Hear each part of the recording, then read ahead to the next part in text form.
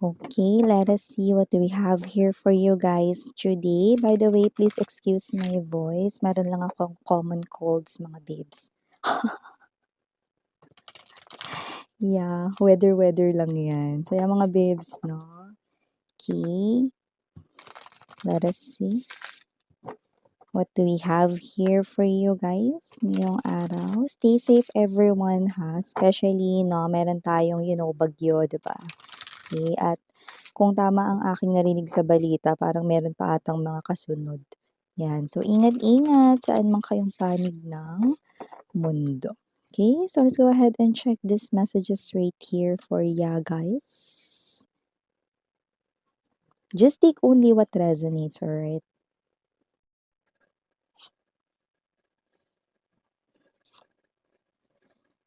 Mm-hmm. Tower, Wheel of Fortune. Seven of Swords. Mm-hmm.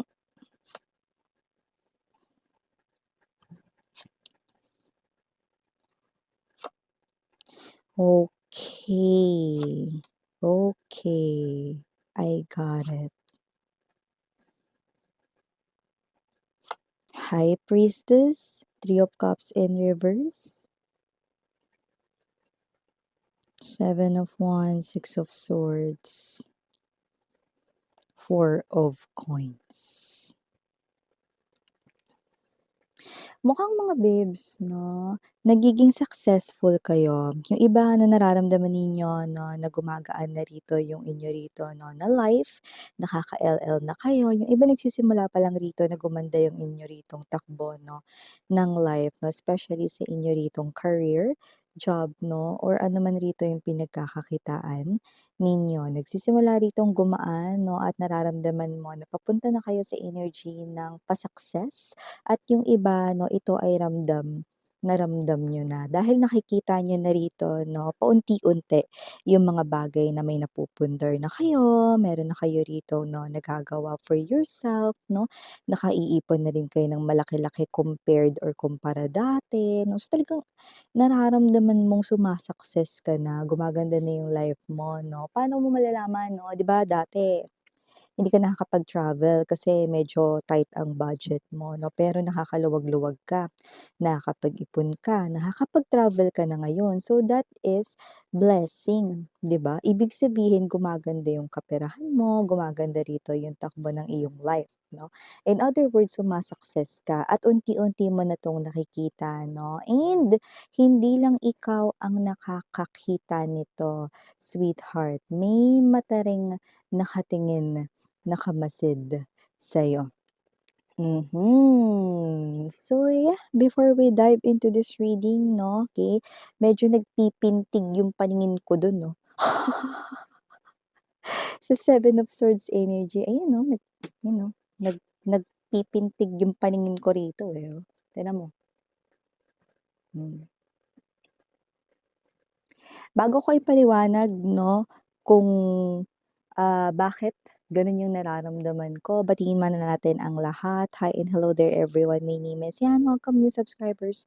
Returning Istam buyers, thank you so much sa inyong walang sawang love and support for me 24/7 na nanonood, yung iba nakatambay, thank you so much.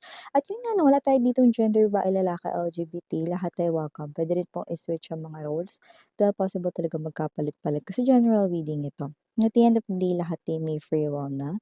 Free niyong gamitin anytime, anywhere. And yes, mga babes, no, wala rin po tayo ditong time period. So, pwedeng ito ay nangyari na sa iba sa inyo. Sa iba ay nangyayari na ngayon. At sa iba ay mangyayari pa lamang. Kaya naman, just take only what resonates. At yun nga mga babes, no? So, nakikita natin dito.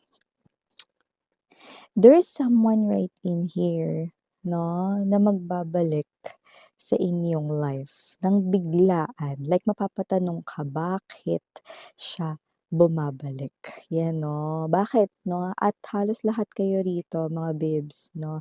Iniwan kayo nitong tao na to sa ere, yan, no? With the Two of Coins energy and there's that Eight of Cups, iniwan niya kayo rito sa ere. Okay? Or ito yung person na hindi man lang nagdalawang isip, hindi man lang nag-hesitate na iwanan kayo dati 'no, lalo na nung feel na feel down talaga kayo 'no.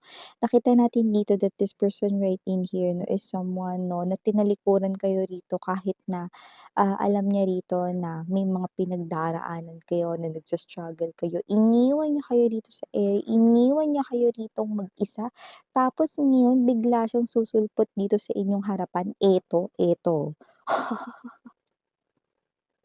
Kung sino man 'to Seven of Swords energy na 'to mga babes 'no, okey. Nakikita natin dito mga babes 'no, na wala talaga siya ritong pinagkaiba 'no, sa mga nagnakaw sa flood control.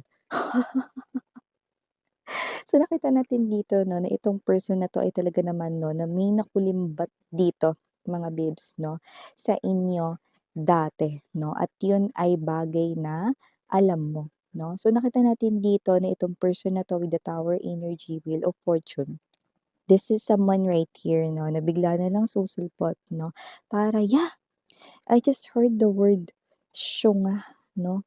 Para i-check kung syunga ka pa rin or ready ka pa ring magpakasyunga sa kanya. Aba, teka nga naman, kung sino man 'tong energy na 'to 'no, aba teka nga naman 'no.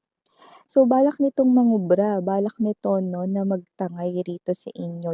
Yeah, in other words, makinabang dito sa inyo. Hindi niya lang dito basta gustong maambunan, Six of Coins energy 'no, gusto niya rito talaga mabiyayaan 'no, at ang kapal na mukha, Nine of Coins energy, magpakasasa 'no, sa perang hindi naman kanya at hindi naman niya pinaghirapan. You know, see? Kaya naman, okey, kung sino man 'tong energy na 'to 'no, tingnan mo yung ibon doon sa ibabaw ng upuan, 'yan oh, may envelope diyan. So 'yan ay klase ng mensahe 'no. The birds are messengers of the angels and guides 'no, na binabalaan kayo rito na itong tao na 'to ay nandidito lang. Hindi siya bumabalik dahil mahal ka niya, kundi bumabalik siya para mangubra sa'yo. Dahil nabalitaan niyang gumaganda yung buhay mo, suma-success ka, may napundar ka, in other words 'no, umaalingaw-ngaw ang iyo ritong tagumpay. And with this energy, bukod sa magnanakaw siya, bukod rito 'no, sa manggagancho siya 'no, at bukod rito sa user siya, mayabang din siya. Six of Wands energy is an indication right in here na gusto niya ritong ipagmayabang 'no, na meron siya rito ng mga gamit na ito, gadgets 'no, and all of the things na kaya mo ng bilhin ngayon 'no, at yun yung naiisip niya rito. Alam mo ba 'no, parang napaka-creepy ng mukha niya nakikita ko ngayon. Bukod sa nakakatakot ang kanyang mukha, nakikita ko rito na excited ang mokong 'no. Ini-imagine niya na ngayon pa lang 'no, na hawak niya ang mga makabagong cellphone, yan 'no, iPhone 17, mga ganyan 'no, or meron siya ng mga gamit na mamahalin 'no, yung mga gano'ng klase ng energy ano. At, gusto niya yung kuwentuhang yabang, yan 'no. Yung girlfriend ko may ganito, may ganito kami sa bahay, kaya may gano'n ba kayo? Alam mo yung gano'ng klase 'no, yung yabang 'no, pero hindi naman sa kanya nanggaling. So kung sino man 'tong energy na 'to mga babes 'no, naku, huwag kayong magtiwala rito, hindi 'to pagkakatiwalaan. This is someone right here not worthy of your trust once again. At kung sino man siya 'no, I do feel like that you're like this, close off, Two of Swords energy. Okay? Because this is the person right here who caused this tragic past sa'yo. No, na-experience pa sa kanya rito, no, yung love in a different way, no? Ito yung taong nasaktan ka rito, no, na parang kinonsider mo ito bilang dilubyo sa iyong life. At kung sino man tong energy na to, pinapayuhan ka ni universe with the high priestess right in here.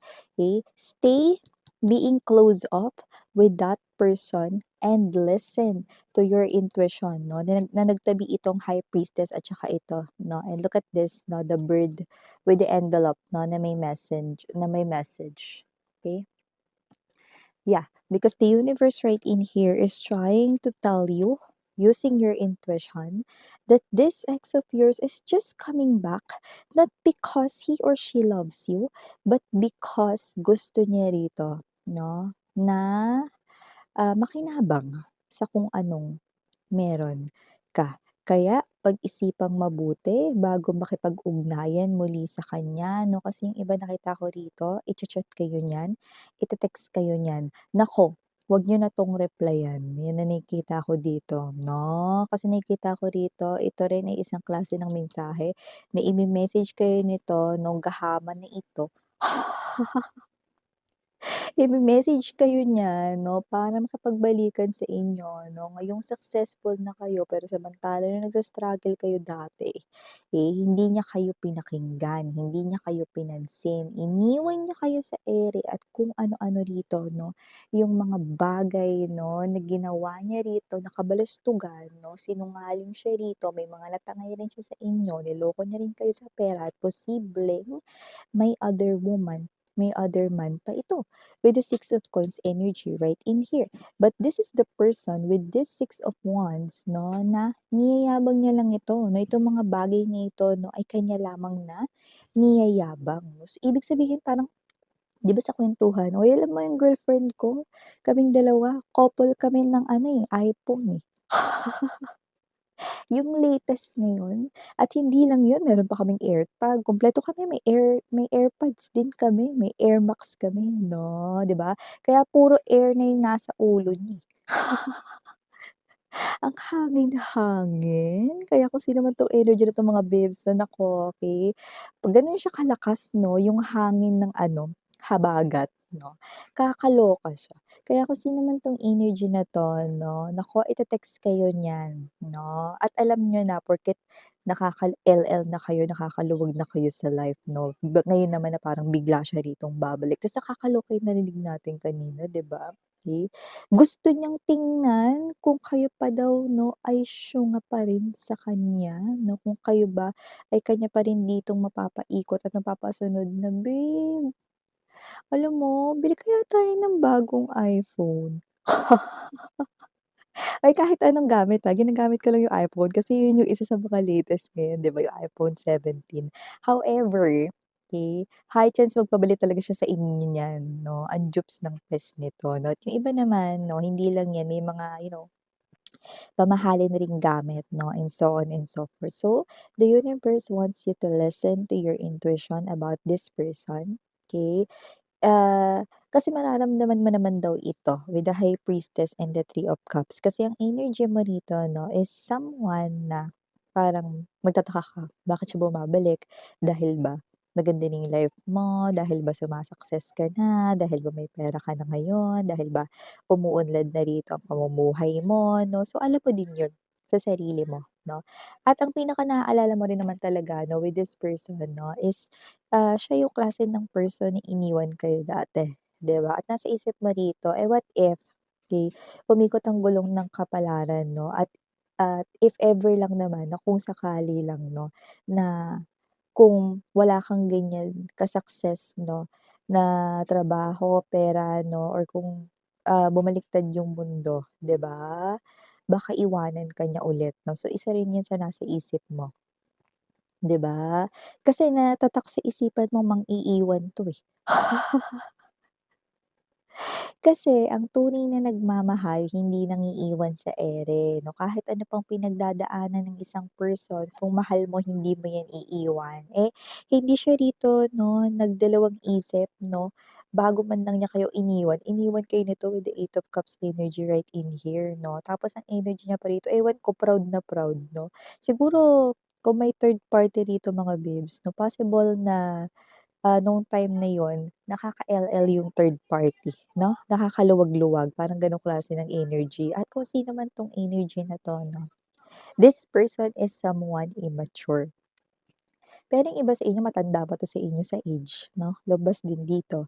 Pero gayunpaman immature pa rin siya here 'no. Bottom of the deck is the Seven of Wands, Six of Swords 'no, and there's this Four of Coins. So, I'm seeing you right in here 'no, na you're protecting your life, your entire life from this person. moving away from this person and protecting as well your heart and feelings, 'no? Kasi nga naman ito yung tao ditong sobrang nanakit ng damdamin mo. So yun 'no, naiintindihan kita dito, your feelings are all valid and I understand 'no na, anong hugot 'no, yung iyo rito na nararamdaman towards this person. However, kung sino man ito 'no, talagang kokontakin ka niya at itong person na 'to 'no, ay someone na nakikita natin na hindi magdadalawang isip na mag-send ng message sa'yo. Like, hi lang, kamusta, hello, gano'n lang 'no? Or yung iba kapal na mukha gagamit talaga dito ng dati niyong tawagan like babe, baby 'no, yung mga gano'ng klase ng energy, 'di ba? Ang jupes ng best kaya kung sino man 'tong energy na 'to, 'yan, 'wag niyo na siyang replyan 'no, kasi nakikita ko rito isa lamang siya ritong lech or linta na kakapit lang sa inyo dahil matagumpay na kayo.